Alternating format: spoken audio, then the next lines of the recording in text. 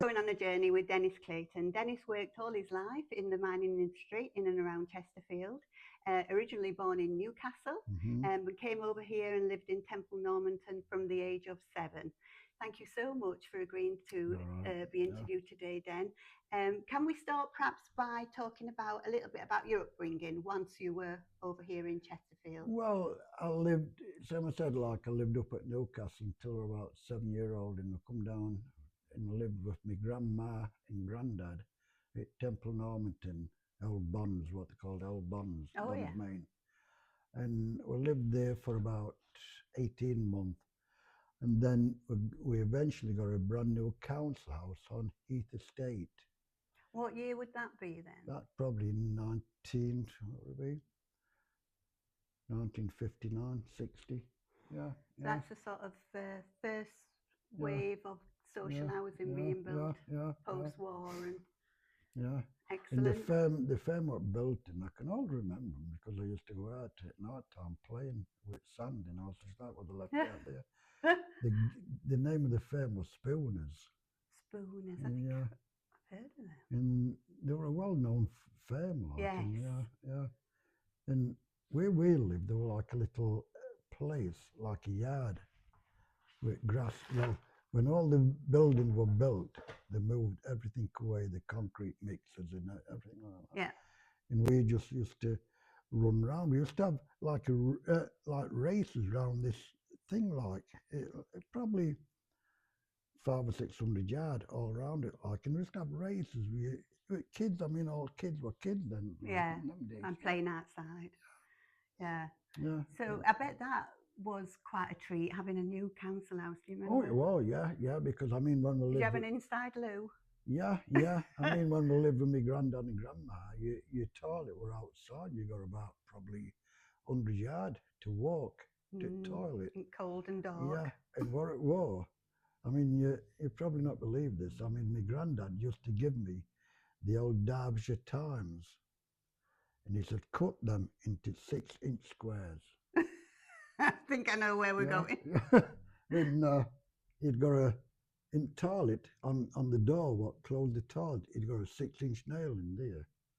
And my job was to cut Derbyshire Times up in 6-inch squares and go and put them on the 6-inch nail. That was your toilet paper then, yeah. Waste not, want that. Yeah. And hopefully, you had a picture of a Tory on the front. Yeah, so whilst you were using it, you could make a statement. Yeah. So what was your family background? Were your grandparents miners? Family background, I mean, my granddad, he were a miner. He worked at Old Bonds pit like all through his life and everything like that. What did he do down pit? He was just a normal miner. Right. On coal face. Yeah. And my grandma, I don't know what I don't think she had done anything. I mean, she was more or less home type. Yeah.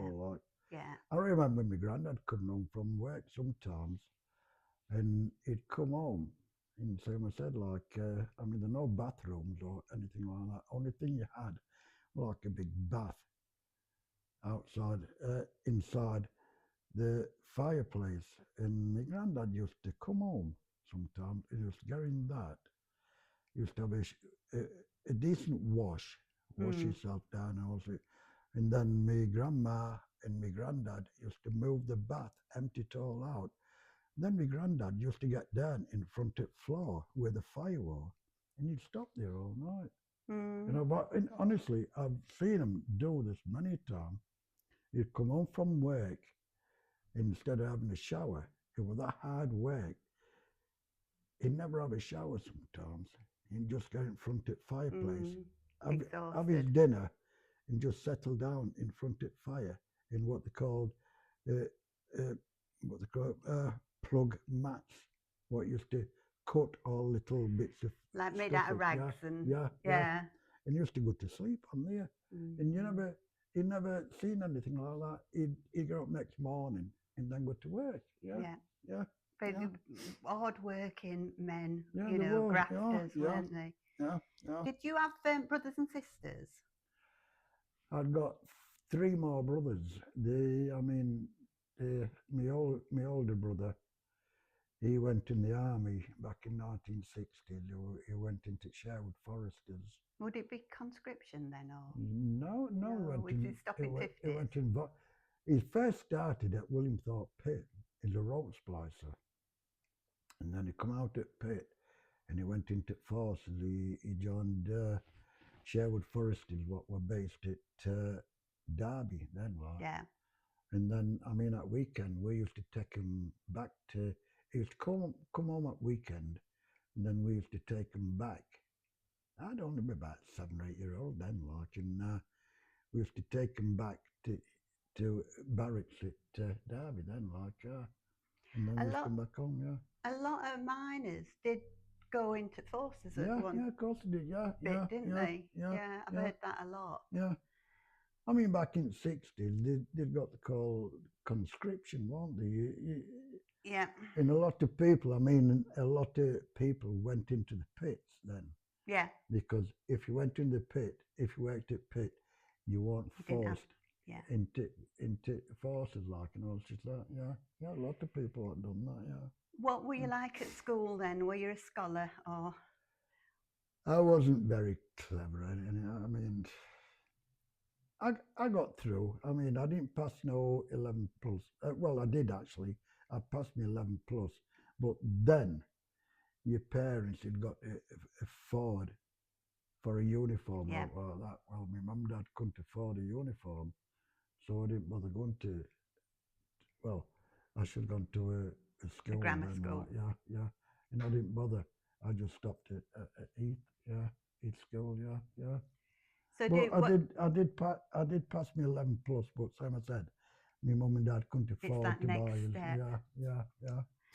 So, did you leave school at 15 in them days? I left school at 15 on my probably 2 or 3 weeks after my 15th birthday.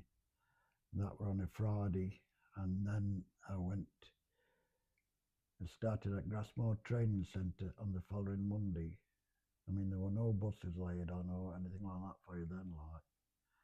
You had to walk it from Homewood through to Grassmore every day, whether it rain or shine or what. You had to walk it to Grassmore and then walk it back because no buses laid on for you. Then, how long a walk would that have been? Probably half an hour, 45 minutes, yeah. So before you started work, you had to... Well, I mean, Grassmore Training Centre, what it was, Grassmore Training Centre, it was a place where you learnt. I mean, they had... it was based with Grassmore Pit. Yeah. And at the back, they had like what they call galleries, where all arches like that, where they took you down and showing you things what you'd be doing down pit, like, such that. Clipping tubs onto ropes, like, and and all things like that. What they were doing, they were showing you things what you'd be doing when you went to pit, like, and you choose whichever pit you want to go to. I mean, there's probably about 1,000 lads there at time, like. Wow. And it went all around pits in Derbyshire, like, and all such that. In some. They're a lot from Killamarsh or Eckington or anywhere like that. Yeah. And they've got buses laid on, but we didn't have no buses because we live local. Yes. And we didn't have no buses laid on. You had to leg it. Yeah, I had to walk it, yeah. So did you start work at Grimesthorpe then when you first? No, I started at Williamthorpe. Williamthorpe? Yeah, not Grimesthorpe. No, that was... Well, we will get to that. So no, I started at Williamthorpe when I was just turned 16. And same as I said before, I went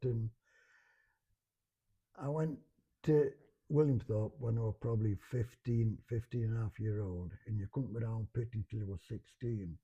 Well, you used to work on pit top, filling tubs up to go down pit with timber and chalk dogs, boards and everything like that, or rings and arches and all such that. And the day you were 16, I mean, you think about this now. I mean, when I was 16, training officer come in, and he come into the cabin like, and he says, "Dennis Clayton." I said, "Yeah." He said, "Come on." He come with me. He went down pit, and he took me to the time office. You'd got to check but that were only allowed on pit top. Yeah. And to go down underground, you got to have 2 checks. And my check number was 2665. And I've still got them at home now. And you use 2. You'd got a square one. And when you went to cage to go down pit, you give the onsetter who were putting on chair, you give him this square check, and it proved that you were down pit. So then you get paid. And then when you come back up pit, you give him that round one, and that was straight into time office to tell people in time office or anybody that you'd been down pit and you come back up pit. Yeah. I can't get my head around that. You know, when I think about my godsons at the moment that are sort of 15, 16, the thought of them going down a cage and working on the coal face, I just can't imagine it. They wouldn't do it now. I mean, my first job, when I went down pit, someone said when I was 16-year-old, my first job was what they call spillage, with conveyor belts, what we're running like. My first job, I'd got a shovel, and my first job was clean, because they're all like what they call pans, and your belt used to run through it like, and all coal used to come off spillage. And that was your first job. Clean the spillage up, chuck it on the belt. Yeah. And I done that for hard work. Yeah. It wasn't hard work, but you didn't see nobody. Yeah. The deputy in the pit bottom used to take your check number, and he used to say to you, right, you know where you're going, don't you? I said, yeah. And you never used to see nobody. So that were it for the rest of the day. Yeah, you were on your own. You never seen nobody at all. And I got fed up with that after 6 months. And I went to see training officer. And he said, well, what sort of job do you want? I said, well, I don't know anything about spillage. He said, have you ever dealt with ponies before? I said, no. He said, well, there's a job, pony driving. And well, that sounds like good fun. Yeah. And I started, at least you had company. Yeah. And I started Monday morning pony driving. And I went up to the district. We're at 29s in Deep South Coal Seam. I went up there. He said, you've got to fetch a pony to pull tubs from Endit Road right up to Coal Face, which were about 200 or 300 yards like. And I thought, well, I don't know where everybody's stables are or anything. You never thought about it like that. And just had to work it out. Yeah, I went back down to pit bottom, and I seen onsetter Brolly, his name was Brolly. He said, where they going now? I said, I'm going down to stables. He said, well, that's further down. So I've got to get on cage again and drop down probably another 100 yards. Wow. Into hard coal seam, which were closed for years. Like. Yeah. And the stables were down there. Well, I got off the chair. No lights on at all. Yeah. And the only light you'd got was your cap lamp. Yeah. God. And I'm looking round like, I thought, well, where's but his stables here, like? And I walked up and I could see this light, probably 200 or 300 yards in front of me, just a little glimmer like that. And I walked up and I went, and there were like 2 big air doors. You had big air doors. Yeah. Yeah. And I went through this air door, and this fella come up to me, Tommy Money, his name was. He was hustler, what they call hustler. Hustler, Yeah. He says, what they're after you? I said, I've come for a pony for 29s. He said, get that one there, you're a whiting. Oh. And his name was Rock. Oh. Not the best colour No. for a pit. And I got him like, and I didn't know how to limber it up, because you got to limber it up like that. You got to put the collar on, and you got to turn it round like that. You got to put the big piece at the top of his neck. Yeah. And then turn it round. So did somebody show you how to do this? Or No. You just had to work it out? The stables, each pony had got about 2 meters. And you got food baskets there, like, and all that. And then when you used to go in, they used to lean on you like that, more or less, to say, I'm not going to work today. Well, you can't blame You used to bring your knee up and say, get up there, get up there, yeah. And that went on for until about probably 18, 19-year-old, that did. Did you like bond with your pony? Yeah. I mean, they used to have pony shows. And what you used to have to do on a Friday, if there were a pony show on the Saturday, that was between Nottinghamshire, Derbyshire, and Yorkshire. All They used right. to have pony shows like and all that, Oh. and you used to have to bring your pony up on the Friday afternoon when you finished work, whether on days or afters. Like, you used to bring it up pit, put it in stables in pit top, hold it all down to get all cold Yeah. on it and all that. And then you got B at the pit for 4:30, no later than 4:30 in the morning, Saturday morning. You'd hold it all down and then groom it, and you'd paint it because I'd got a white pony. Yeah. You'd paint its hooves black. Yeah. So they shone up like. Yeah. Nah.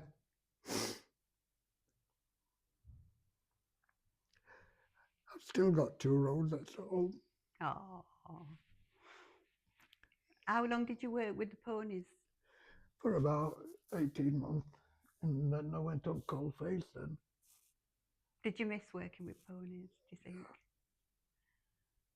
Well, after spending a long time... Yeah, I went on coalface, and I went into hard coal. And it were all hand got then. There were no machines or anything like that. You'd got probably an area, probably 20 metres of coal, probably 6 foot high. And you got to shovel it all out. Yeah. Then you got to set your timber, get your boards forward and all that, your girders, and make sure that you're all right for the next shift coming on. There were 3 shifts, so days, afternoon, night. Well, day shift were your coaling shift. The afternoon shift, they'd move all your conveyors up. And night shift, that was different thing and all like. And you got 3 different shifts to do things like and all that. But your main shift or your day shift when there used to be coaling. Yeah.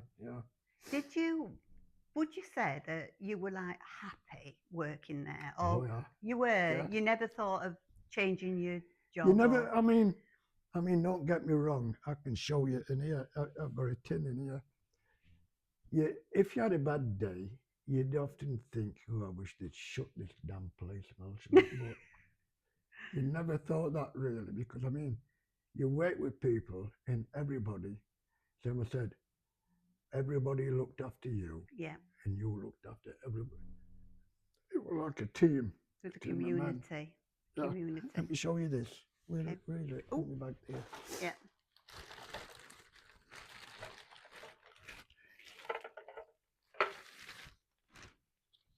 These 2 tins where I'd made them. Oh yeah.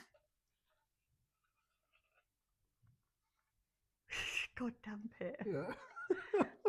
I'll get some photographs of these and I'll put them in the comments so that people that are watching the video can see them. But that's amazing. Did you do that? No, somebody done it for me. Okay. Yeah. And that's another one, the infamous F Troop from Bolsover. F Troop on the March. They're a great big. They're amazing. Yeah. They're fantastic. Yeah, so we'll take a They're photograph. they're very big militant people, them were. Yeah. Bless their hearts. That's what we want. Yeah. That's what we want. So, what was your social life like then down at Pits in those days? Are we still in the 60s? Yeah, 1960s? yeah. I mean, it were all right. Yeah. I mean, so what did you get up to, Den? Yeah. You went to work and everything like that, and you met everybody in the pub at Pig at Homewood for a start. Oh, right, yeah.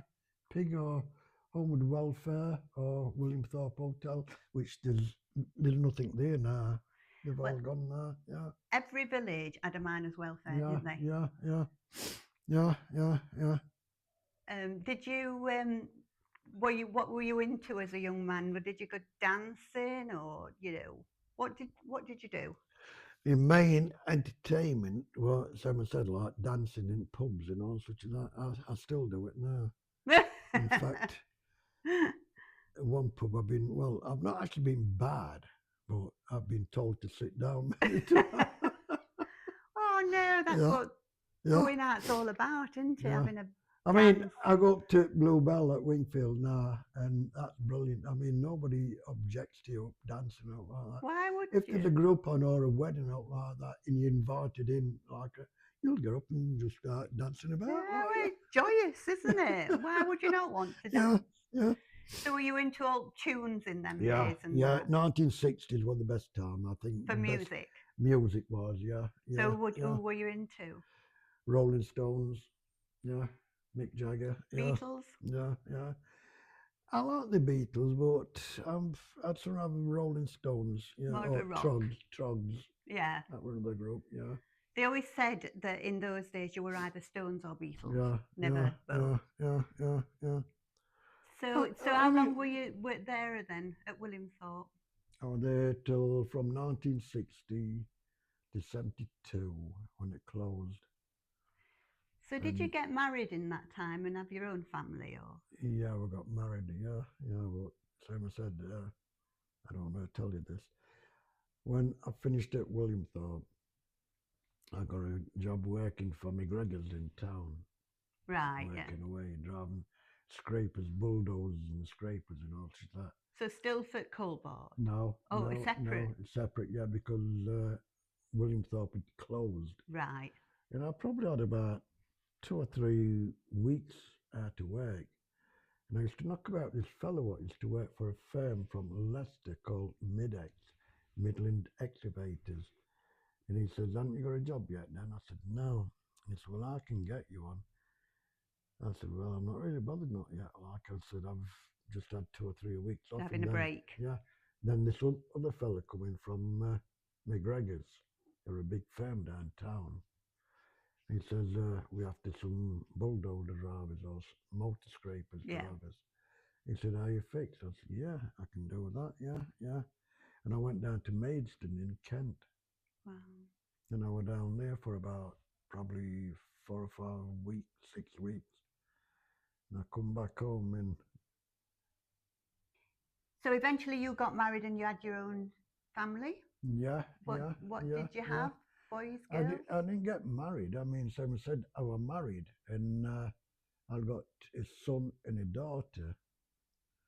And then someone said my marriage broke up, like, and Yes. I still see my son, but my daughter, she moved over to Leeds, and she married a fella over there, like, and I've not seen nothing, not from her. But my son, he only lives about probably 1,000 yards away from us. We don't mix with like a family should do out like that. But if he sees me outside or we pass each other in car, we'll peep at each other, like, and all sorts of that. Yeah, yeah. But my second partner, Rita, I mean, she's all right. Yeah. Did you have any further children, or with Rita, or? Yeah, we had a son with Rita, Ricky. He's the main man what I love. He's a millionaire now. He started off window cleaning. Bless. And I got involved when I finished Pitt, and I finished with McGregor's and all that. I got involved with Derbyshire Unapplied Work Centre. Yes, yeah. I can With our remember good Melv. friend Colin. Yeah, can you remember Melv Kitchener? I don't know. I've heard the name. I didn't know him. Yeah. Well, he worked at Arkwright. He was on strike all the time, and we just go to the Labour Club and all such as that. Like, and I went in there one night, and I said, I'm pissed off, Mel. I've nothing to do. Like, he said, well, why don't you go and have a word with Colin? I said, we're right. He said, Derbyshire Unemployed Work Centre. I said, I don't want to work with unemployed people. I said, I want a bloody job if I'm doing that. I know. I went down and seen Colin, like, and I started down there then, like, and I was down there for about 3 or 4 years. And did you enjoy that? Yeah, I did. Yeah. It's still going strong. Yeah. And then my son, he left school and he went away for a fortnight to learn how to do re-roofs and all sorts of that. And he come back after a fortnight. He said, Dad, can you come with me this week? I said, well, what you doing? He says, I'm doing a re-roof. He'd never been on a re-roof before, but he'd got, and I said, well, I can come here, yeah. Let me phone Colin up and tell Colin that I can't come down for another fortnight, like, and I phoned Colin up. He said, yeah, that's all right. So we started roofing then, and then he kept getting jobs coming in like re-roofing and all such that. Then he's gone from there to building houses now. Fantastic. Yeah.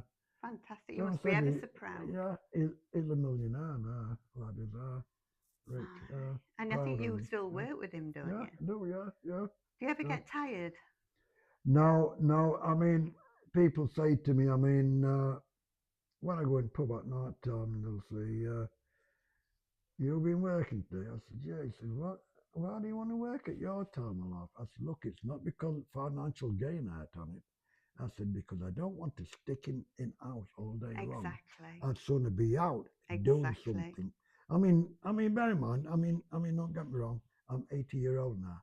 I don't do things I used to do when I was 20 years ago. Yeah. But I'm out the house. I'm doing things what I can do. Yeah. And it's good for your brain, isn't it? Yeah, as much as physically, Yeah, it's good for your brain. You're seeing people, you're dealing with issues and problems, and you're sorting them out, and it keeps you going, doesn't it? Yeah, of course it does.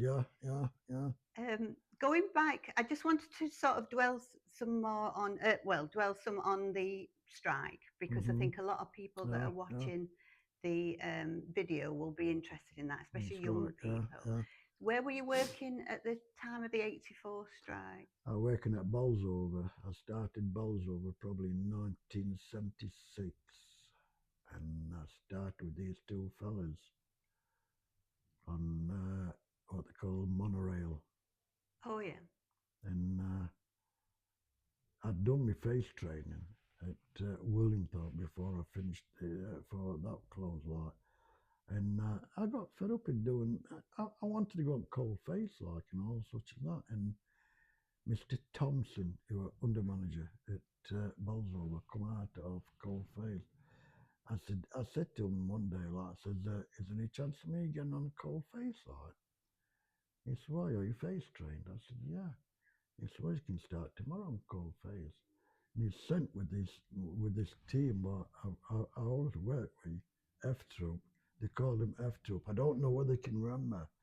Back in the 60s, there was a program on television, a cavalry program. No, I can't. And they called it were all F Troop. Right. You've got flags flying about F Troop, like and all that.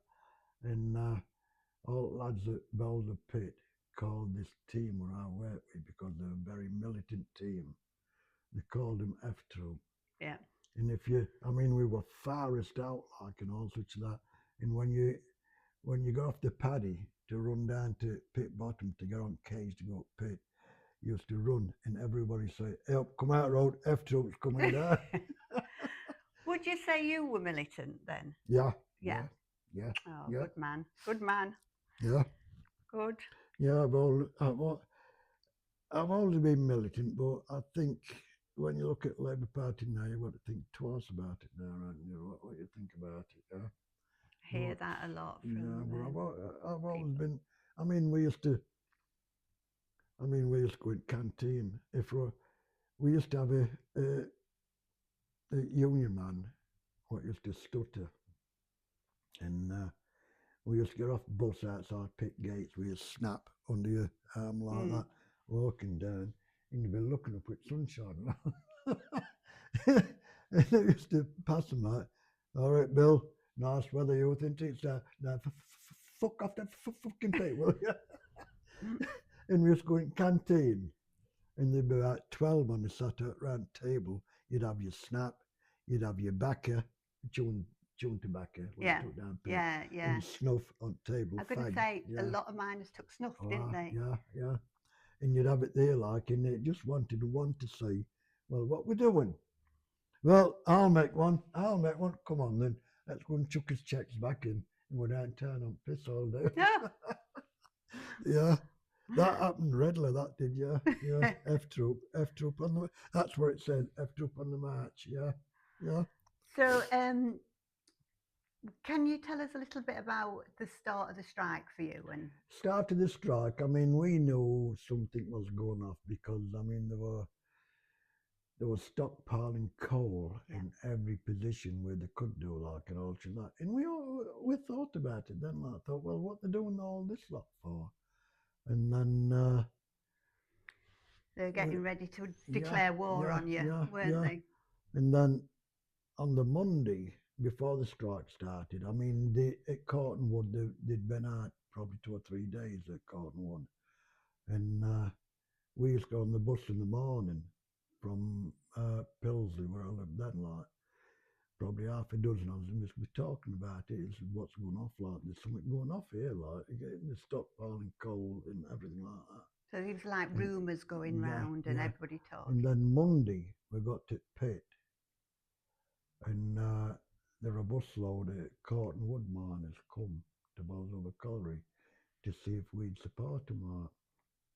And I run Union then at the time, me and Jeff Poulter. I don't know if you know about Jeff Poulter. Were Cottonwood Yorkshire? Yeah, Cottonwood were the first pit what come out on strike. Yeah, right, okay. Yeah, because they threatened to close Cottonwood. Yes. And they come out on strike. And we'd got a busload of Cottonwood lads come down to Bolsover.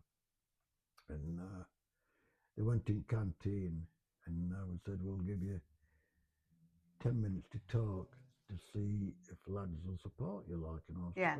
To make a speech. Yeah. Well, they made this speech and they said, right, thank you very much. And they went back out and me, Jeff Poulter and Steve Wright, union men, then at time, like, said, well, what we're doing now, we're going to back Cottonwood up, like. And everybody put their hand up, said, yeah, we'll back them up. We'll come out on strike. Solidarity. Right, fair enough. And we said, that's it then, we're out on strike.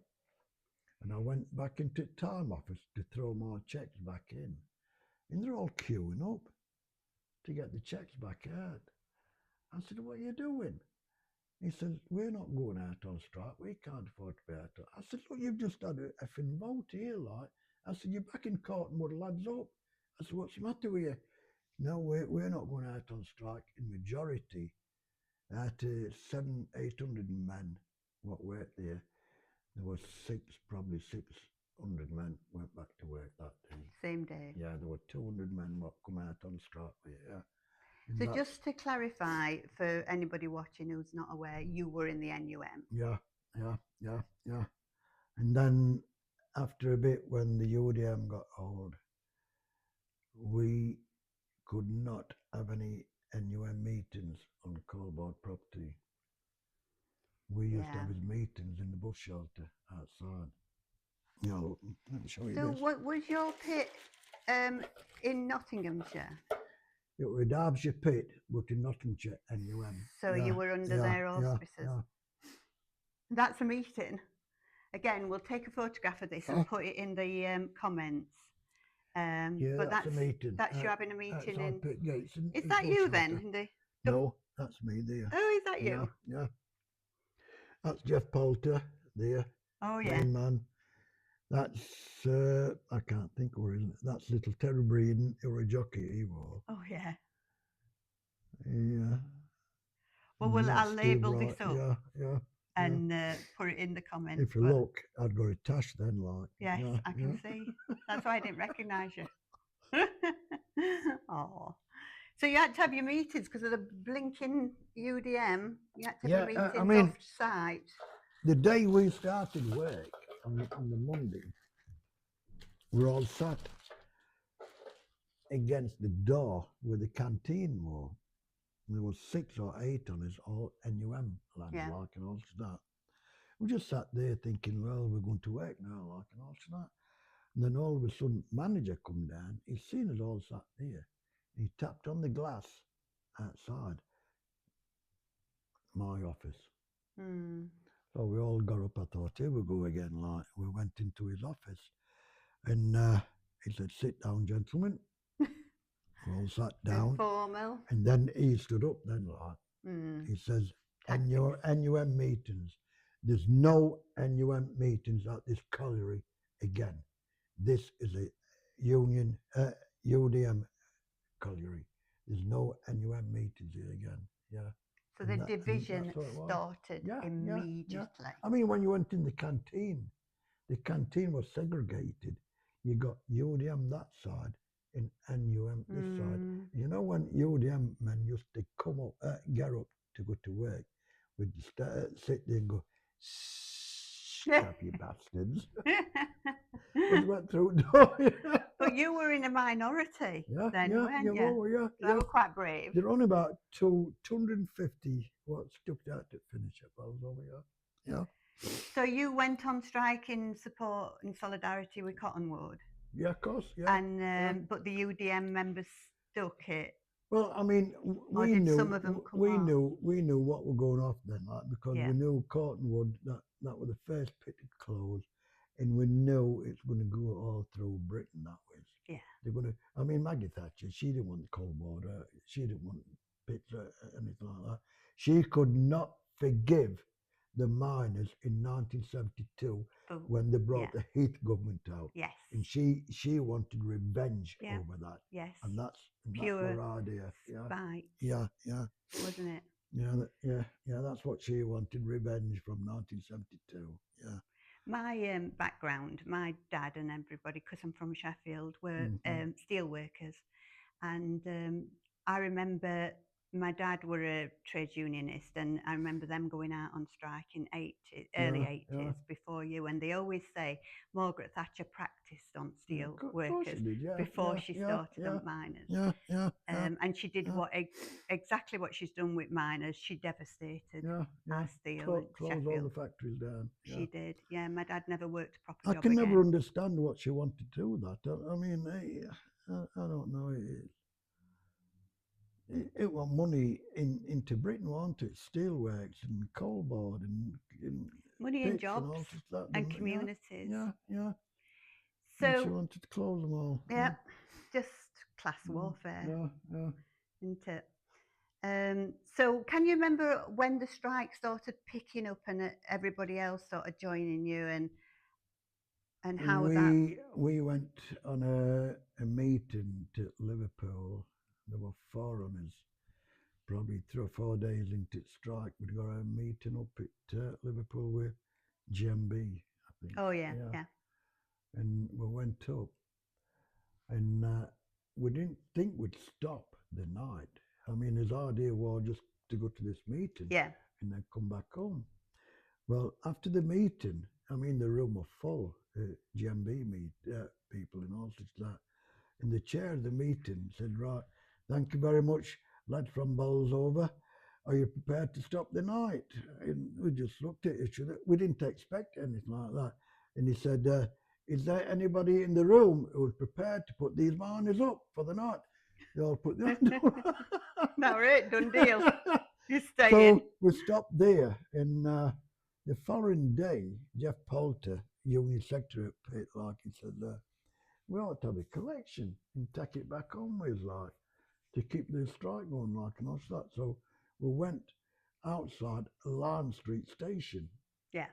And we're there for about 2 or 3 hours, and we raised about probably £200 or £300. You were doing buckets, Liverpool, yeah. And we come back home with it, and we said, we'll have to go back up there, like, and went back up, and we started going up there on a regular basis. And I've got good friends up there. Yeah. I've got good friends. I mean, there's one lady, Arlene Healy. She used to put us up. There used to be about 6 or 7 of us go up there, like, and she was brilliant. Her and her husband, they were brilliant, yeah. And we'd end up with £1,000 a week coming back down to Bolsover Colliery. Yeah. Take back to miners' families. Yeah. And there used to be a coloured gentleman what's come up to us, and he used to stand there talking to us. And he says, he'd drop a £10 note in bucket, like, and he says, do you want the pit blown up? I said, hold on a bit. I said, no, we're on about. Not that far. He said, I can arrange to have the pit blown up if you want the pit blown up. I said, no, we don't want to do it, go off like that, yeah. And we had one fella, Derek, his name was, and I mean, I was telling Rita when he's come home back at weekend, I used to say, there's people up there putting £10 notes and £20 notes in buckets, like, you know, to bring back, like. And she said, I don't think there is. I said, yeah. I said, well, I tell you what, I'll take you up at the weekend. I'll take you up and bring you back home on a Saturday. So I took her up on Saturday, And she stood there with a bucket. I said, hold that bucket and we'll do all the shouting. Spot the miners, dig deep for the miners and all that. And she got a bucket full of bloody money and all such and that. I said, how many £10 notes? She said, not many, but I've got £20 notes. Well, you can always rely. You could always rely on working class solidarity. And I brought her home. In the following week, she come back up, and she met this fella up there, what used to come on line with, and he'd never say a word. He'd just stand there with for about 20 minutes and drop a £20 note in the bucket.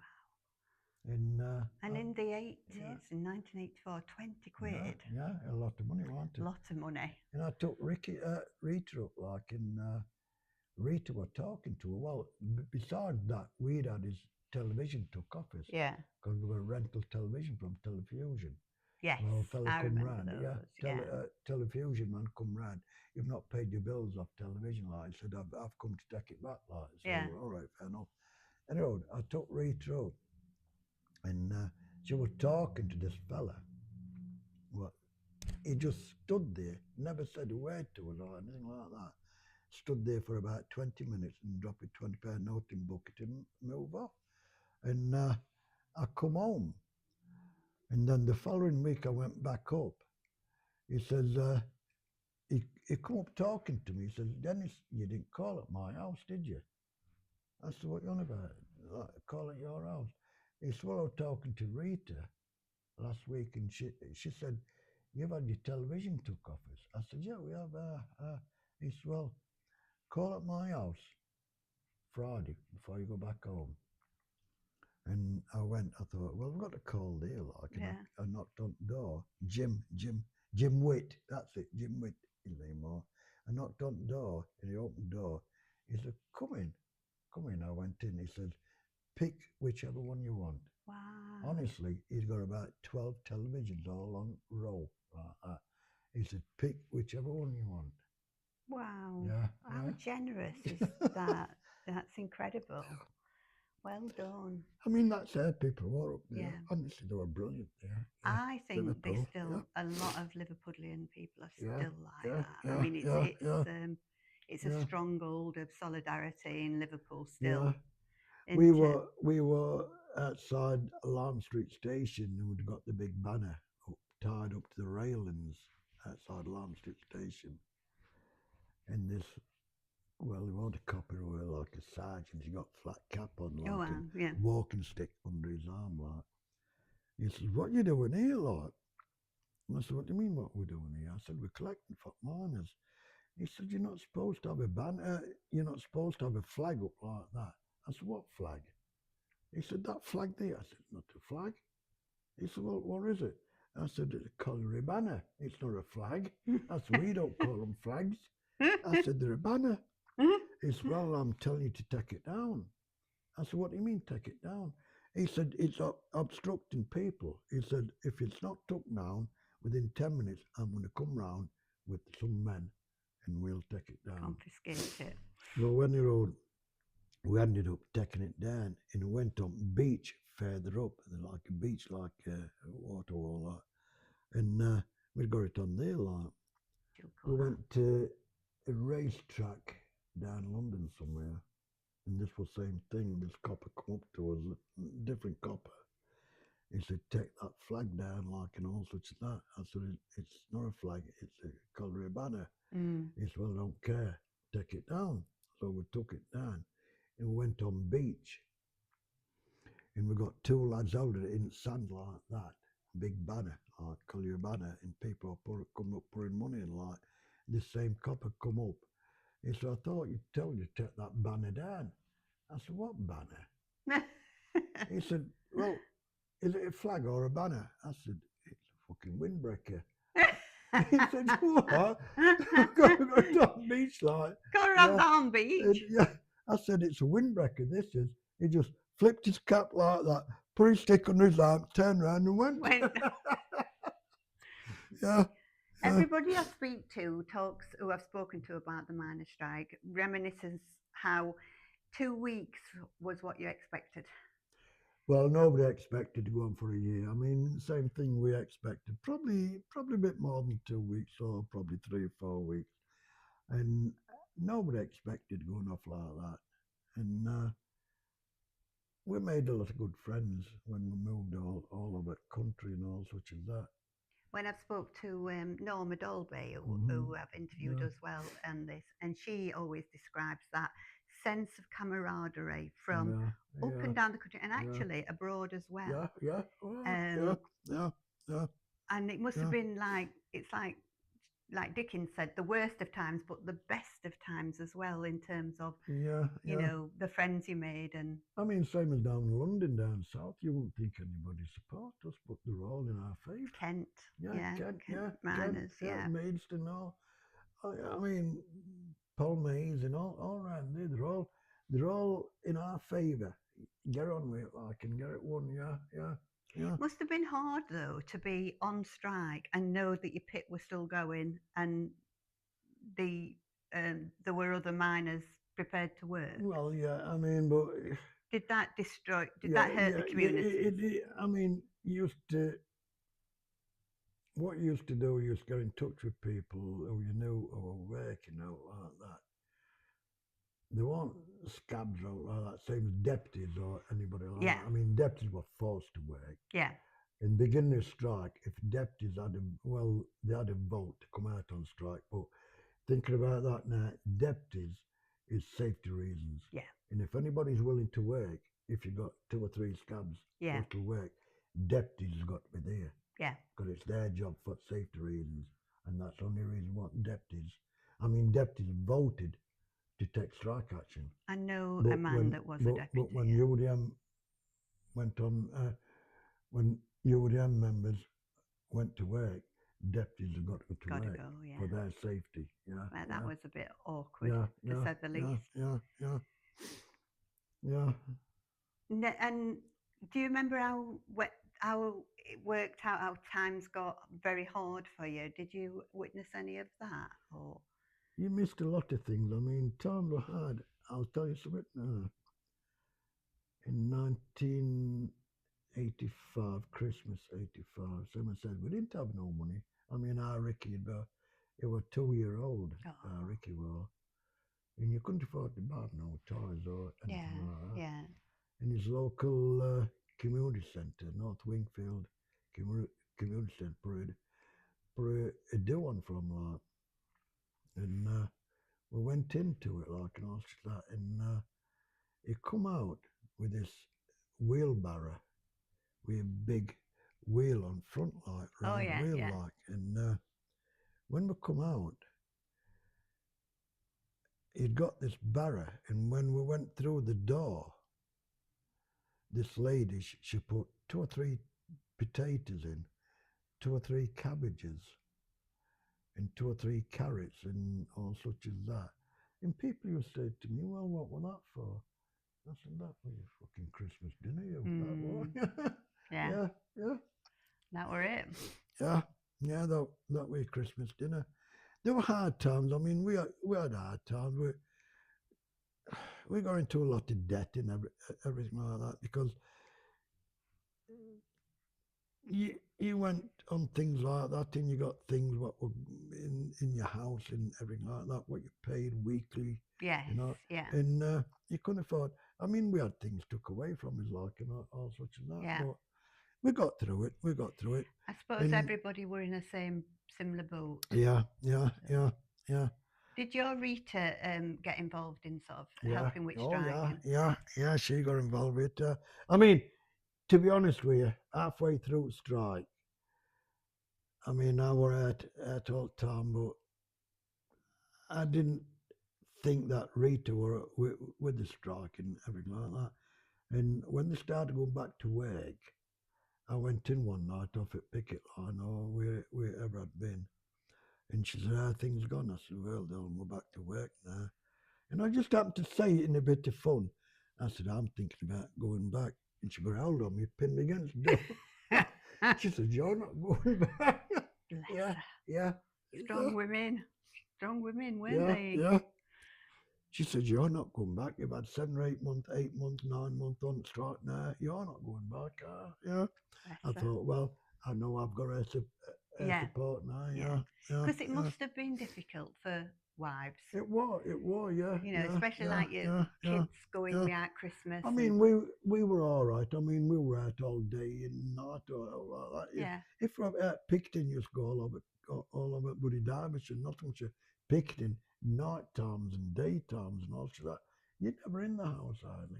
But your wife or your partner with kids were in the bloody house, and all the time. and those were suffering because they'd no money or like that. I mean, when we used to go out, I mean, fair enough, you used to get your beer, you'd have a couple of pints paid for it, like that. Yeah. Or you'd get food paid for it, like that. I mean, same as Corton Wood. When we went to Corton Wood, the first day we went there, there were a fire engine station across the road. And then on the other side of the street, there were like a welfare. And this fella said to us, like, he said, "If you want to drink tonight, lads, go in the club, because fire brigade has donated £400 to miners on strike to get a drink." So I went in there, had a few pints, like, and this fella come up to us, like, he says, "Are you Picton in the morning?" I said, "Yeah, of course we are, that's what we're here for." Like, he said, "I'll see you outside at 5:30 in the morning." Oh. In this three-wheeler parked up. And honestly, I mean, you don't believe this, but it's true. They were laid flat in the floor. There were 12 on us in there. And a three-wheeler? Yeah, in a three-wheeler.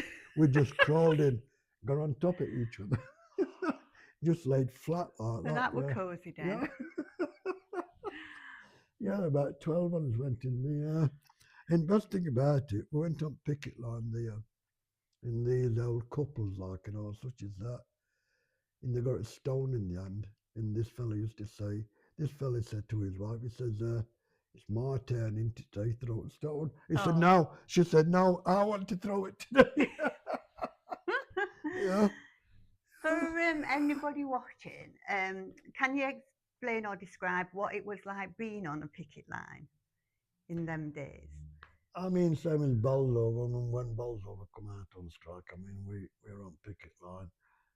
And you didn't stand at the front because the front were all police. And if you stood at front of police, you used to bring the feet up like that and kick your shins and all such as that. And these were police that didn't have the numbers on. Yeah. Well, I mean, someone said there were a lot of army involved with it, you know. Yeah. Because we got talking to one, and he said, "I've not been with police force." He said, "I'm in forces, army forces." You knew exactly what you were doing, didn't you? They didn't have no numbers on out like that. But there are a lot of things what happened on picket lines. Did you ever get arrested? Yeah, 3 times. Did you? Arrested, yeah. I got arrested in Liverpool twice. There were 12 on us in a cell. Well, there should only be 2 in. There were 12 on in the cell. I mean, there only a little toilet inside. There's no toilet paper out like that. Only thing you got to wipe your bum on were these coloured stickers. Well, that was just rubbing it in, wasn't it? Yeah. Did you ever get charged, or? No, honestly, no. I never got charged. I got arrested 3 times. I got arrested at Mansfield because we were going down to. We got a minibus. I used to drive minibuses for Derbyshire County Council. Oh, did you?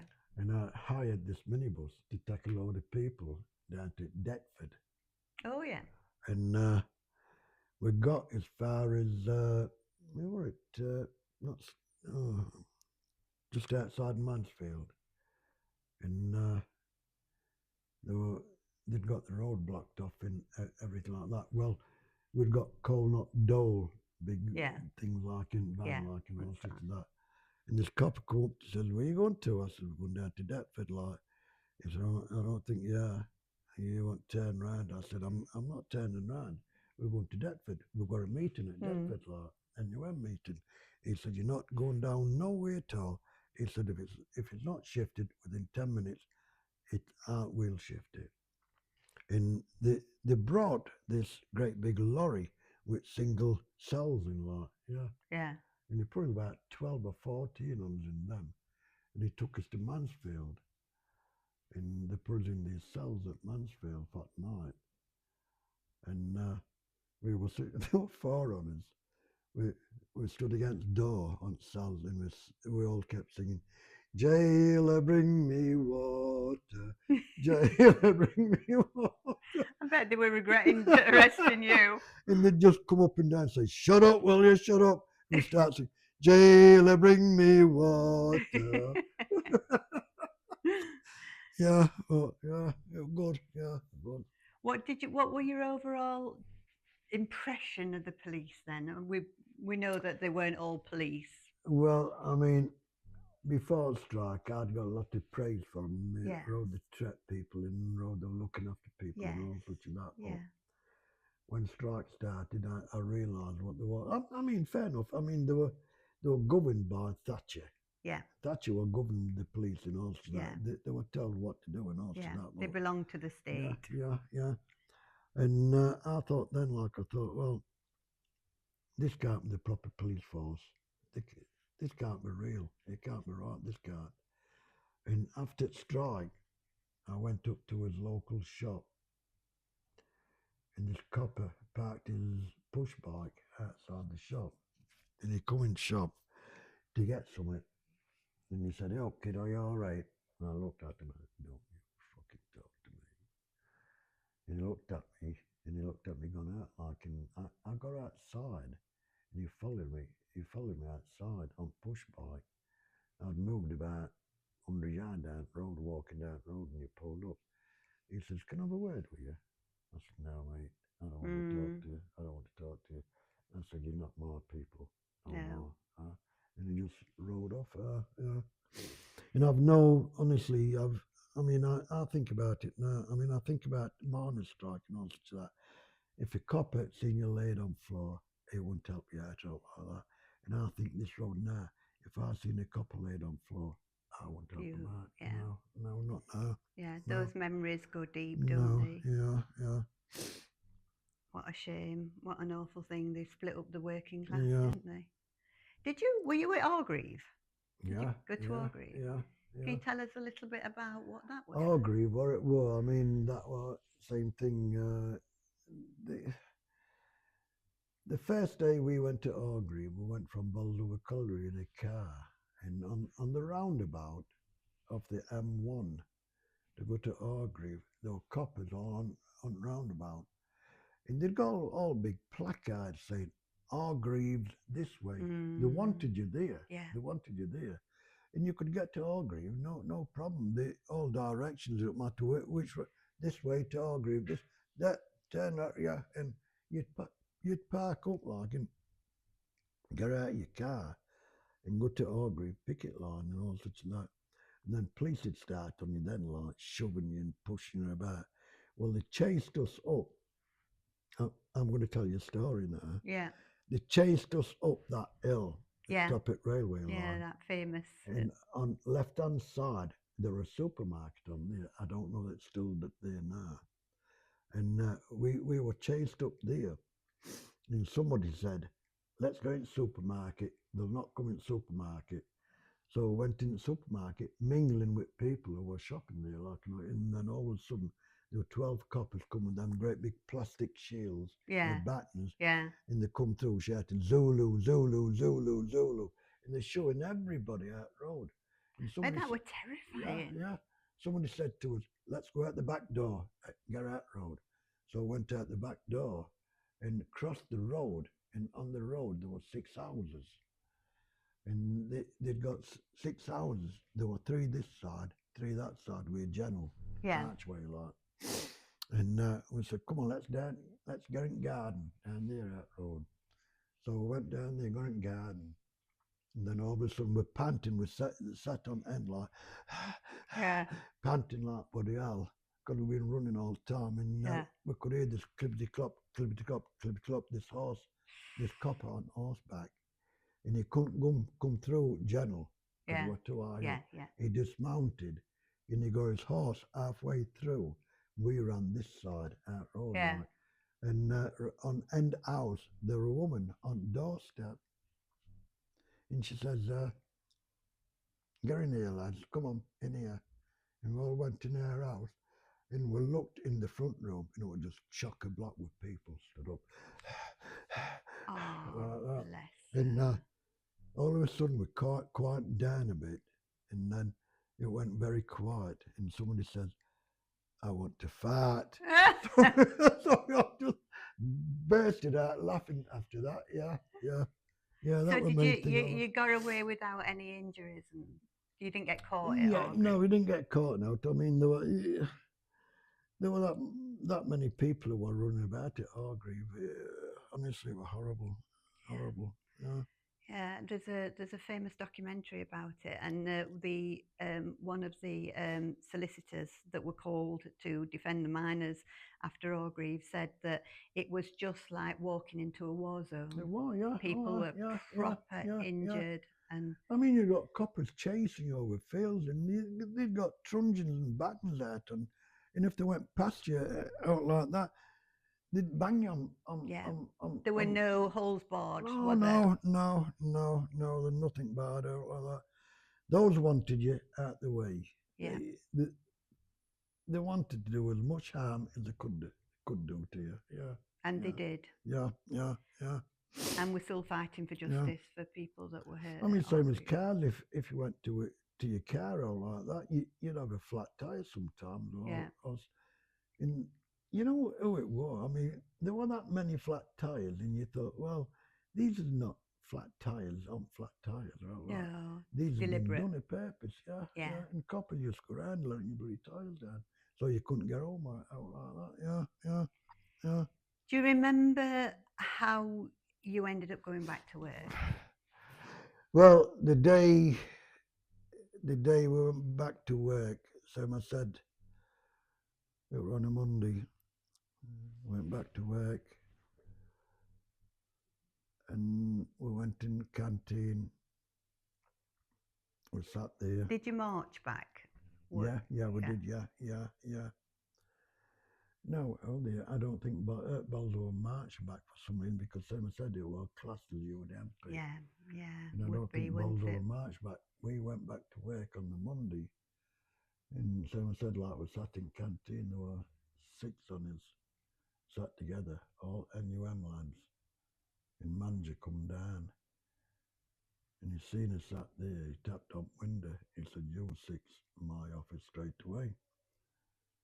And we couldn't get, because what it was, we'd been out on strike for a year, all his boots were turned up, Yeah. and all his clothes had been mangled up and all that. Yeah. So what we got to do, we'd got to wait until 7 o'clock until the storeman come, so we'd get new boots, new gloves, Yeah. and all such as Yeah. that at the stores.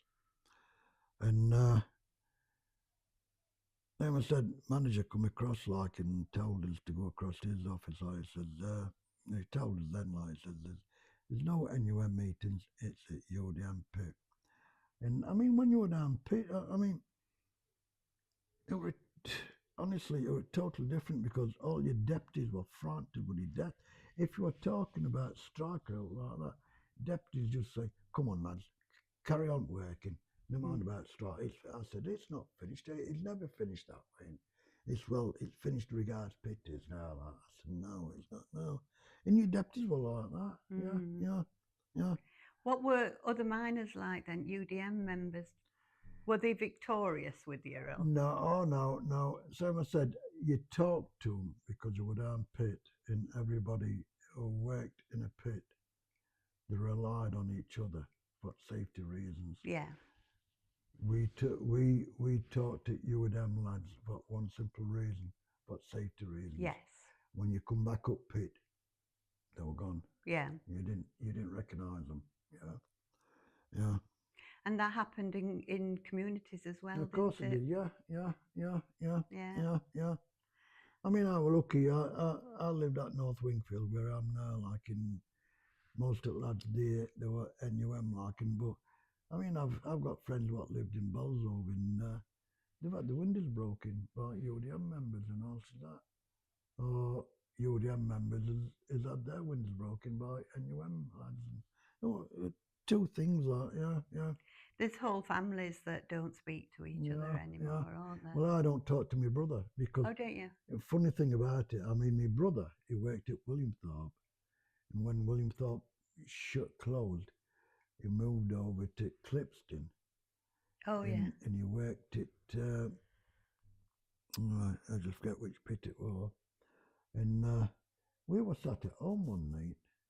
And what it was, before strike, when he moved over there, he'd got a wife and two kids. A weekend, they used to come over to our house. Yeah. In the following week, we used to go over to their house. Have a weekend with them, like, and then they used to have a weekend with us. And then when strike started, that just finished, like. And I'm often thinking, like, I thought, I wonder what's up with our Henry. Never heard note about from our Henry. And I'm sat at home watching television news, and it showed you Clipston Pit, and where UDM were big there, like, and it showed you on this stage. And I jumped up, I said, "Is that fucking Henry there? Is that Henry there?" And Rita come in from the kitchen and said, "What you on about?" I said, "There's my brother there, look. He's UDM. Working? Yeah. Wow. And I never spoke to him since after that. Never spoke to him. People say to me now, like, well, surely you should talk to your brother. I said, not when they're scabbed like that. I couldn't know, because even if you got talking to him out like that, you've got to bring it up. You've got to bring it up. Yeah. Why did you work? Why did you go to work at Pitt out like that? I could never forget anybody for it. I can't. No. I can't. No. And I'm solidly NUM yeah. for strike. Yeah. And did you ever speak to him about it ever? No, never spoke. Approached him about it. Never spoke to him since after that. When I Do you think he knew why you didn't? Well, he probably. I mean, he's a bit older than me. He's probably dead now. I wouldn't know. Honestly, Wow. I wouldn't know. That's so sad, then, isn't it? That's how a politician can wreck. I wouldn't talk to him if I seen him out on the street. Yeah. I mean, I probably wouldn't recognise him now because it's 40 odd years since I've seen him now. And someone said they were a bit older than me. He'd be probably 87 now if he's still alive. I don't know whether he's still alive or not. But I still wouldn't talk to him. I mean, if he were. I mean, people say to me now, like, when I get talking to people, like, and all that, about strike and all that, and mention brothers and all that, you don't talk to your brother? I said, no, I don't talk to my brother again. He said, well, what happens if he died? I said, well, I wouldn't bother going to the funeral. He said, well, what do you think? I said, look, 1984, 85 is tattooed on my heart. Yeah. I said, that's the year what I can't forget. Yeah. And that's the year what I'll never forget. Yeah. 84, March to March. Yeah. And at the end of the day, then, they all got finished, didn't they? Yeah. Everything, well, I mean, everything Scargill said were right, weren't it? They lost the job before NUM lost the job. Yeah. And all that. Yeah. I mean, when you look at things, I mean, someone said they've got one thing in everybody had to do: shut the coal board, shut the pits down, shut them all, get rid of them all. Maggie Thatcher. Evil. Yeah. Mm. And I was recently a county councillor in Staveley, where it's coalfields, and those communities have never recovered. Not really. Many of them haven't. Well, I mean, Dugmanton, Poolsbrook, they are still struggling. When you look around now, the shops closed all over, but isn't they? I mean, look at town now. Yeah. The shops, and there's nobody going into them now. I mean, I'm not saying it's all that, but majority is got on bloody phones, don't they? Order stuff on bloody phone and all such as that. I mean, we used to love. I mean, my mother used to bring us downtown every Saturday shopping. And all such as that. It was a day out, wasn't it? Yeah, of course it was. Yeah, but you don't get none now like that. No. Yeah. Yeah. So how long did you continue after the strike? How long were you continue working at the I worked coal? until, well, what it was, 91 when Boldo was closed. I finished in 1990. What it was, we're agitated, we're classed as agitated. There You were 6, were? yeah. You're an agitator? Yeah, there were 6 on us classed as agitators because we're all NUM lads and we're fighting for NUM Yeah. like. And I went to work on this particular day and I'd got a letter on my checks calling see Mr. Wallace, personnel officer, before you go down pit. So I went in to see him like and he says, have you ever thought about taking redundancy, Dennis? I said, hold on a bit. I said, I've just had 12 months out on strike to save my bloody job. I don't want to take my bloody redundancy now. He said, well, if you're advised by me, you'll take it because they're after you. That's what he means, they're after you. He said, well, you're an agitator. You're an NUM lad. He said, they have to get rid of you. He said, if you don't accept redundancy, he said, they'll find any reason, a purpose to sack you, and then you get nothing. And then you don't get your pay, do you? So he said, go back home and talk it over with your partner or your wife or something like that. Well, I mean, I was talking to Rita about it. Like, she said, well, pit work's never been the same, which it won't. No. There was no camaraderie there No. or like that.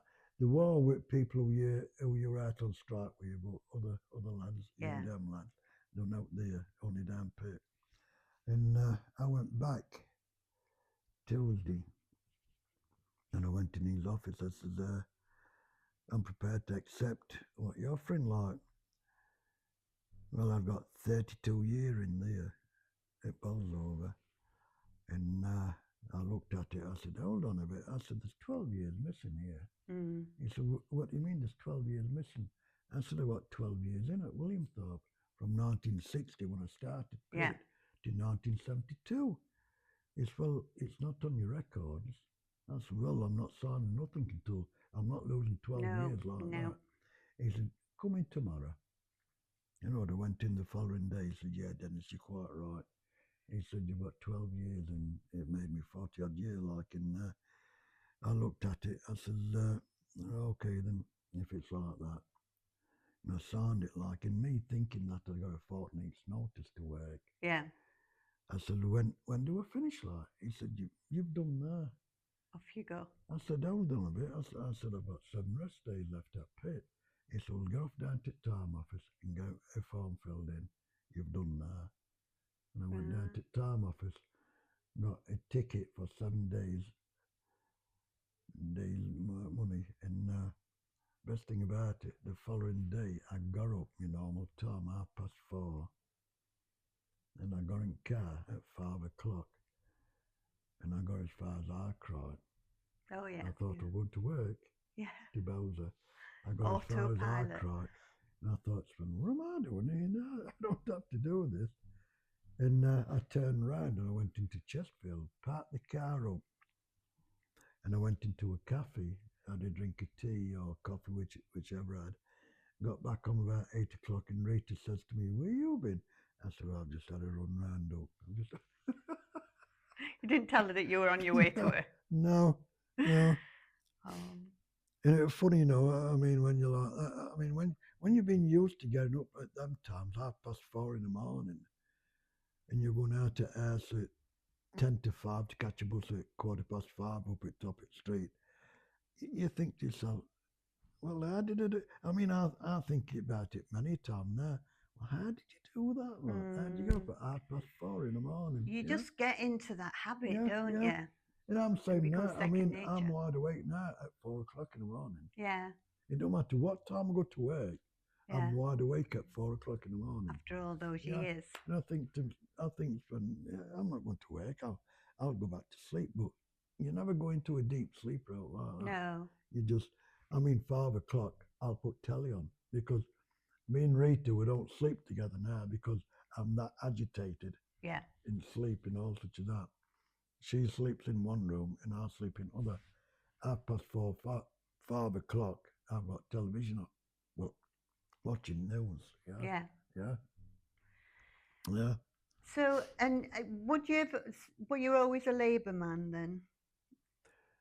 Well, I'll tell you the story about that. When I were old enough to vote, my dad just always said to us, "You only vote Labour." That's all right, Dad. All right. And I voted Labour all my life. And when he died, 6 months after, we got a letter through post from the old Liberals. Your prescription is now due, Mr. Clayton. Oh, and you'd been a member at Liberal Party? Yeah, my dad were old Liberal. Yeah. Well, maybe he voted Labour. And he always told us to vote. You only vote Labour. Yeah. And you were a member at Liberal Party. Yeah. That's his laugh, isn't it? I thought, well, you can't believe that. He always tells us to vote Labour in the old Liberal. Yeah. So, were you very political? Would you have said? Were you involved in politics? Did you get involved? Yeah, I was in council at North Wingfield for so long. Yeah, me, Snowy Bradley. Oh, I know Snowy. Yeah, Vinny Holmes. Yeah. There used to be about 8 of us what were involved with Labour Party, and to be honest, I mean, I got fed up because what it was, the chairman of the party, he wasn't very good. And I got fed up with it, like, and all that, and I dropped out after about 4 or 5 years in council. Yeah, I dropped out. That's the problem, isn't it? If you're surrounded by people that you can't respect, then it's difficult, isn't it? I mean, we used to have meetings and all that, and he'd be talking about something completely different what we were talking. We'd all just sit there looking at each other. Well, what's he on about? We're not talking about. You're talking about something completely different what we were talking about. Yeah, I think I might have been to 1 or 2 meetings like that. Yeah. Myself. I packed up on council. And what do you think of the state of politics now then? Well, you've got we're here in the Labour Club, but nobody's listening. Yeah. When you look at the politicians, what we've got now, I mean, I'm not pulling any on them down, but I mean, they've got to alter the bloody road of thinking things, haven't they? Yeah, well, you speak to somebody who lost the seat. I'm not going to pull one down. I mean, Starmer, I mean, there's lots of things what Starmer's not done what I think he ought to done. There's lots of things where he's done what I think he shouldn't have done. And I don't know. I'd still vote Labour. Yeah. There's no alternative, is there? No. That's the thing. Never vote Tory. No. I think the first time I met you was at Durham, wasn't it? Yeah, and you just... Well, that's Saturday, isn't it, now? Yeah, tomorrow. Yeah, I'm going down there tomorrow. I'm carrying Unite. You're going down? I'm carrying Unite ban for trade union. I'm going on train. But yeah, just for the day to carry it ban there. Yeah. Me and Colin normally goes, but Colin's on bloody holiday this time. Yeah, we went year before last together, didn't we? And I drove, yeah. I mean, when we lived up at Newcastle, we lived at Bedlington, and we used to catch a bus at 4:30 in the morning to take us down to Durham. And I'd only be about 6, 7 years old then, like. And I've not missed many since then, like, yeah. It's just such a fantastic event, isn't it? Yeah. And it's all getting that camaraderie back and that community. You see, I mean, the point is now you see people, and there's lots of people what's missing now. Elder people, they've all died off now. Yeah. I mean, last time I went a year ago, I was meeting people there, like, and I said, "Where's so-and-so? He's gone. Yeah. And we've lost Snowy, and he was with us that first year, weren't he? And his missus. I go up to Bluebell, and probably once a week I'll have a walk up to the grave. Oh dear. Just stand there and say, "Help, Snowy. Does he want one going in you?" I always remember his laugh. He had a really distinctive laugh. When he laughed, you had to laugh as well, didn't you? I mean, the only thing where I've got against with Snowy, I mean, this was back in the morning strike, There were in another youth, in this other youth war, well, he was drunk, he was. I can't think of his name now. And they come to Bolsover Pit, probably 4 or 5 days into strike. And they come with one intentions, again, arrested. So if you got arrested, you didn't have to go out picking. Yeah. You weren't allowed to go out picking. And Snowy and this other youth started shouting and bawling. I wouldn't work here with scabs like this, no scabby bastard, and he was shouting and bawling. Agitating. Yeah, yeah. And police arrested him like. You'd never seen him on a picket line after that. He was dated back to Arkwright, running Arkwright Centre. Oh, right, And yeah. I've always said then, like, I thought he'd done that for one reason. Yeah. So he doesn't have to go picketing again. Yeah, yeah. There you go. Yeah. There you go. I mean, I were brought up with Snowy. I mean, so Oh, I yeah. said, like, we lived on Heath Estate, and he lived in Elmwood. Well, my oldest brother, Norman, he he'd got a skiffle group. They called them skiffle groups. Yeah. Then, like, not rock bands or out like Yeah, that. yeah. They called them skiffle groups. And my older brother, he'd got this skiffle group, and Snowy Bradley were involved with to play the guitar. And they used to go to Homewood Picture Palace, which is no longer there now. It's a garage now. Used to go there on a Saturday afternoon between films. Yeah. And play on stage like Oh, yeah. So I'm going to give you some quick everybody I've interviewed so far. I've finished the interview with some quick fire questions. Go on then. So let me see. First of all, out of all your history at work and in the labour movement and the trade union movement, who amongst the people that you've met do you admire? There's that many. I'm thinking about a person up at Liverpool, what used to put us up through miners' strike. Eileen Healy. She was brilliant. She was, and it no matter how many people went up there, she used to put you up. Bless. Yeah. And I've always admired her for that, for a simple reason. You'll not get many people to do that. No. Well, Eileen Healy and her husband, Mark, honestly, they were brilliant. I mean, I'll tell you a story about that now. Yeah. I mean, I don't eat meat. Oh, don't you? No. And the first night we stopped at her house, we'd been out all day on the streets raising money, like, and all that, and got back to her house, like, and she'd put a great big supper on for us, like, and put a great big meal and all that. And I was just picking vegetables up and such as that. And she seen me do it, like, and she said, Dennis, there's meat there. I said, sorry, Eileen, I don't eat meat, do. She said, you don't eat meat? I said, no. She said, what, a miner doesn't eat meat? Yeah. I said, no, I've never had it, like, and, you know, every time I see her now, she'll come up to me, put her arms around me and say, come here, my vegetarian man. Yeah. I see her about four or five times. We're up at Sheffield other week for Orgreave job. Oh, for March, yeah. And I bumped into her there, like, yeah, Eileen Healy. Yeah, she's a brilliant woman, she was. And she's still here, and she's still going strong. Yeah. I've got probably half a dozen Christmas cards in the bedroom where I've got on the wall. Yeah. She's scented like it every year. Aww. After it's strike, yeah.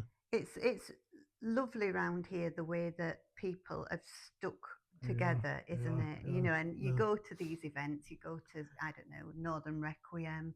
I mean, it's same as Bath. We've got people down there. We've got a airline pilot person down there, and he's still in charge. He's not in charge on us, but he'll write to us or phone us up and tell us what's going off down there regarding things and all like that. And it was same. It was brilliant. He was, yeah. Edwin. His name was Edwin. Do you have any regrets about going out on strike? No. I went out on strike for one simple reason, to save my job. And that's all it were about, to save your job. Yeah. It wasn't about more money, was it, that strike? No, it was nothing. I mean, there's still a lot of people think the same thing that what you've just said. Yeah. It were about money. Yeah. And No, I it say to them, wasn't. look, it was nothing to do with money. No. It was to protect his jobs. Yeah. Yeah. And everything that you said were going to happen did. Yeah. Jobs went, communities went. I mean, we used to go at different places and people used to come up to say, well, don't you think you're getting enough money? You know, I said, hold on a bit, come here, talk to me. And they'd back away, said, you're a minor, you're violent. I'm not talking to you. Yeah. That's the media doing a number on you. We had a woman at Leicester. She was a Victoria woman. And there'd be three on us down there, me, Charlie Perry and Bloss. And it was winter time. I mean, winter time, you'd no shoes. You got holes in your shoes, like, and all that. And she used to come up talking to us every day. Why don't you go back to work and get some shoes on your feet? And all. I said, because we're out on strike. I said, that's the reason what we're here for. And she come up one day talking to us, and I just happened to be stamping my feet like that while she's talking to me. She said, what's the matter with your feet? I said, the cow duck. And I picked my shoe up. I'd got a hole in there, like. Yeah. And I was stamping my feet like that. She says, you got no more shoes? I said, no, these are the shoes I've got, like. She says, what size do you take? I said, I take an 8. And she said, what size do you? Well, Charlie Perry, where I told you. I said, well, I think he's about a 10. Yeah. And she said, what about him there with NCB coat on?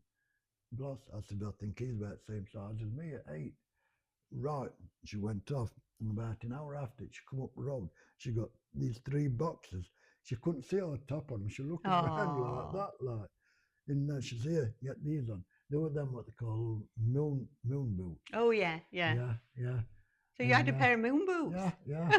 And we wore them all through the strike after that, yeah. Yeah, but they didn't wear up. She kept saying, like, she said, it's time you went back to work. We knew she was a Tory. She didn't actually say she was a Tory, but we knew what she was talking. Get back to work and look after your family and do this and that. And I thought, all right, okay. I think there's 1 or 2 Tories that changed their mind out when they saw how it worked out. Yeah. Do you have any what would you say is your fondest memory? And there's that many of them. Yeah, well, that's good. There is. There's that many good memories. I mean, up and down country, but I think I've already told you about Littling with wheelbarrow. Yeah. That sticks in my head all the time. And when I come out of there and somebody chucked taters in carrots and all that. Kindness. I done an interview for Morning Star years ago. Oh, yeah. In here. Yeah. And she said the exactly same as what you said. What's the most memorable thing about Miners' Strike? And I told her that.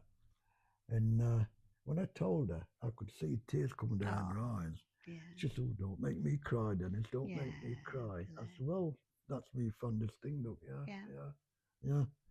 Well, so I mean, if you look into it and you go back and you sit there talking about it, like that, there's that many things what you know for a fact it'd never happen in real life. It wouldn't happen in normal life. Where it happened through Miners' Strike, things, how can I tell you now? I mean, we used to go up to Liverpool and all such as that. And same as I said, we used to walk, and if you got an NUM badge on your collar, on your shirt or like that, they used to say, the miners here, get to my bevy. And you'd have about 4 or 5 pints on bar. Yeah. Bless them. And they stood true to it, haven't they, all the way through Liverpool. Yeah. What would you say is your proudest achievement in your life? Proudest? Not necessarily in the strike, but in general. Well, that was my proudest thing. That was I've been out on strike for 12 months to get. Yeah. It is a badge of honour. Yeah. Isn't it? Yeah. It's something to be proud of. So I said, that's tattooed on my heart, 84, Yeah. 85, and nobody can ever take it off. Like, and I mean, people say to you many times, "Can't you forget about it?" I said, "Look, that's written on your bloody heart. That Yeah. is. I It's something what you'll never forget. That." I had a woman I was having messages with on social media recently, and she told me that I should forget about the miners' strike. No, 40 years, it's you 40 never years forget ago, it. forget No. about it. And her husband was at Orgreave. Yeah, yeah, yeah. I don't think he's around anymore, but yeah, I was like, well, it's the last big battle that the working Yeah, class had. yeah, yeah, Forget yeah, about yeah. it. I think it should be taught in schools. I mean, Rita, I mean, fair play to her. I mean, she stuck there in, she went along with the minor strike, but she's not actually, she won't talk about it now. Like, I mean, No, I could sit down with anybody and talk about it and yeah, all that, but Rita, oh, she'd say the same thing. It's gone now, like it's gone now. Like, I said, no, it ain't gone, Rita. That'll never go. no. That'll never go. There And isn't a former miner that I speak to that says that. no, I mean, I've got a lad now, Ricky. I mean, he were only 2 or 3 year old, but he keeps going about Marner Strike. When I, for, if I was on telly about Marner Strike, he says, "Tell us the tale, not about the Oh, strike." Yeah, have you got grandkids? yeah, yeah, two grandkids, three. I've got one 12-year-old, Florence, Oh, lovely, and then lovely I've got name. one at 8-year-old, Pippa, and then they've just had another one. You're not going to believe this. His name's Cole. Cool. Well, there you go. You'll not forget that one, will Yeah, you? On his no, birthday. me and my son, we used to go, because my son's got off a box at Derby County football. Oh yeah. And we're going to Derby County watch him play football one day, probably 2 months before baby were born, like. And he's driving along, like, and I says, "Have you thought about a name for young and all that?" "Yeah, Rick." He says, he looked at me and said, "Cole, Dad, Cole, Cole, not Dole." I said, "You what?" He said, "Yeah, we're calling it Cole, yeah. Cole, Cole, yeah." I think that's a cute name. And every time I see him now, I say, "Hello, Coley, Coley, Coley, Coley, Not Coley, dull. Coley." Yeah, yeah, yeah, yeah, Oh, lovely. Well, grandkids are a gift, aren't they? yeah, they are, yeah. I mean, youngest, she's mad on football. She plays Is she? for Derby Girls, not Derby Girls, Matlock Girls. Does she support? Yeah. Who does she support? Oh, me? The little girl. She supports, well, I don't know who really in life. I mean, so I said, like, I was born and bred up there. I'm a big Newcastle supporter. Newcastle. Yeah. Yeah. Well, Mm. you've earned your place in heaven if you're a Newcastle Yeah, fan, yeah, haven't yeah, you? And one final question. How would you like people to remember you? Remember me by the attitude and by what I think. What I mean, I've got a bit of a reputation, what people think about me, I can alter that, and I wouldn't alter it. I mean, people think I'm a good lad or out like that. Anybody in Labour Club or out like that, they know me. Yeah. They've no bad words about me or like that. No. I go up around town, nobody's ever said no bad about me or No. like that. I go up to Bluebell at Wingfield, and everybody thinks I'm all right up there. Yeah, Yeah. yeah, yeah. I fancy myself as a good lad. Yeah, I think you're a good yeah. lad. And Rita, well, she's same. I mean, we have his arguments, we have his days off, like and all that. But yeah, we'd never think about leaving each other out like that. No. No. I would describe you as a family man, Yeah, yeah. a good friend, Mhm. and easy to talk to, easy to get to know, Yeah, yeah, and an yeah, honest man. yeah, yeah, That's how I would yeah. describe you, Den. I mean, you've told tales in your life what you shouldn't have done, but I mean, everybody's done that, haven't they? Of course they have. Everybody's Of course they told have. something what they shouldn't say and all like that, or Yeah, nobody's an things what they angel shouldn't on do. this Yeah, earth. yeah. Well, thank you very much That's for all today. right, yeah, It's no been problem, lovely to no talk to you, problem. Den, Yeah, and your yeah, memories are fantastic. yeah. I can't thank you enough for talking to me There's no today. problem, Doc, no problem. I've I know. enjoyed it myself, Oh, talking about it. you can have your beer now. It's Thank going, you.